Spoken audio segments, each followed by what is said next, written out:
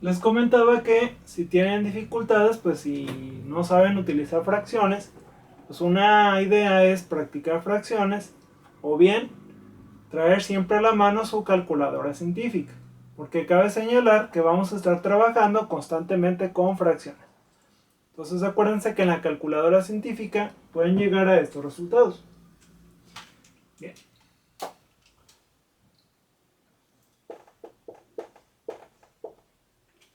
Y finalmente tenemos el renglón de CJ menos ZJ, que es el criterio simple. Entonces hacemos esta operación. El renglón de CJ le restamos al renglón de ZJ. Sería 3 menos 3, 1 menos 3 medios, nos daría menos 1 medio. 0 menos 3 medios, nos daría menos 3 medios. 0 menos 0, 0. ¿Y qué es lo que observamos? Observamos que el renglón de CJ menos ZJ, todos los elementos fueron 0 o negativos. Esto es, ya cumplen con el criterio simplex. Recordar que el criterio simplex nos decía que el renglón de CJ menos ZJ debe de ser menor o igual a 0. Por lo tanto, como ya se cumple el criterio simplex, significa que esta tabla simplex nos dará la solución óptima. Entonces, solución óptima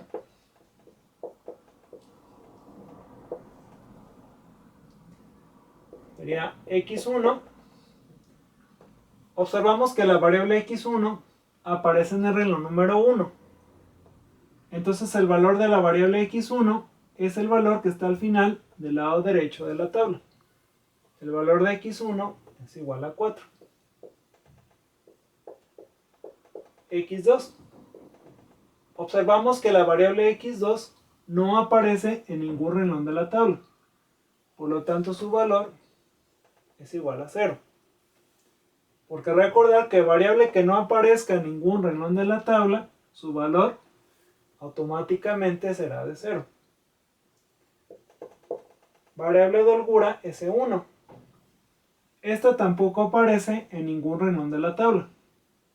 Por lo tanto, como no aparece en ningún renglón, su valor es igual a 0. Variable S2. Aparece en el renglón número 2. Su valor será el que está al final del lado derecho de la tabla. El valor de S2 será igual a 4.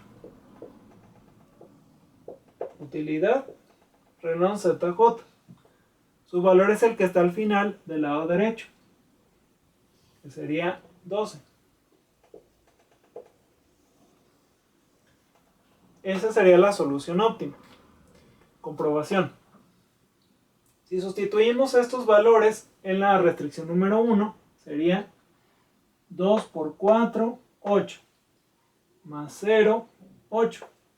8 para 8, pues 0. Por esa razón, la variable S1 es igual a 0. Restricción 2 sería 2 por 4, 8. 3 por 0, 0. De 8, ¿cuánto me falta para 12? Pues me faltarían 4. Por esa razón, S2 es igual a 4. Función objetivo. 3 por 4, 12. Más 0, 12. 0 por 0, 0. 0 por 4, 0. Por eso nos da una utilidad de 12. Una manera de comprobar el método simplex es resolver este ejercicio por el método gráfico. Si lo hiciéramos por el método gráfico,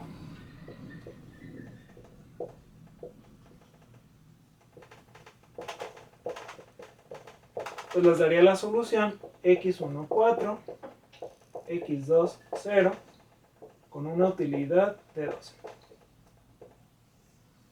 Porque obviamente que en el método gráfico no existen las variables S1 y S2. Esa sería la solución con el método gráfico. Esa sería una manera de comprobarlo. Aunque obviamente en un examen pues no se conviene hacerlo. ¿Por qué? Porque tendrían que hacer dos ejercicios, gráfico y simplex, para un solo problema. Y pues obviamente el tiempo no les ajustaría. Pero en una tarea pues sí sería conveniente que practicaran el método gráfico y que comprueben que llegan al mismo resultado. Bien. ¿Qué otra interpretación nos da el método simplex? O es decir, ¿para qué nos sirven las variables S1 y S2?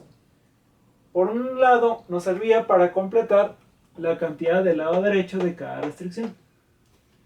Pero por otro lado significa, vamos a suponer que la restricción 1 se refiere a la máquina A y la restricción 2 se refiere a la máquina B. O sea, una empresa que produce producto A y producto B y que tiene una cierta cantidad de horas para fabricarlos, utilizando por ejemplo restricción 1 máquina A, que son 8 horas, y máquina B 12 horas. Si nosotros sustituimos esta solución en la primera restricción, sería 2 por 4, 8, más 0 es 8. 8 para 8, 0. Significa que de las 8 horas disponibles de la máquina A, suponiendo que fuera máquina A, la restricción 1, estamos utilizando las 8 horas disponibles. Es decir, no nos queda ninguna hora en reserva de la máquina A. Eso me está indicando S1 igual a 0. No me quedan horas de reserva de la máquina A. Restricción 2. Suponiendo que fuera máquina B.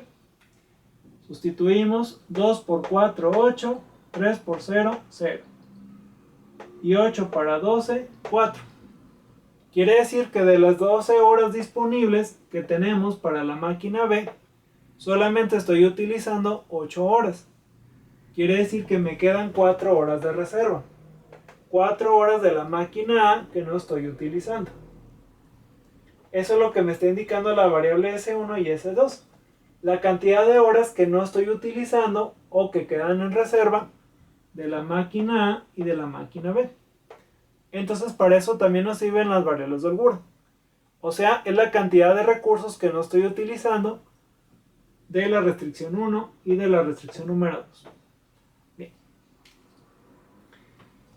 Entonces después del corte vamos a comenzar con otro ejemplo.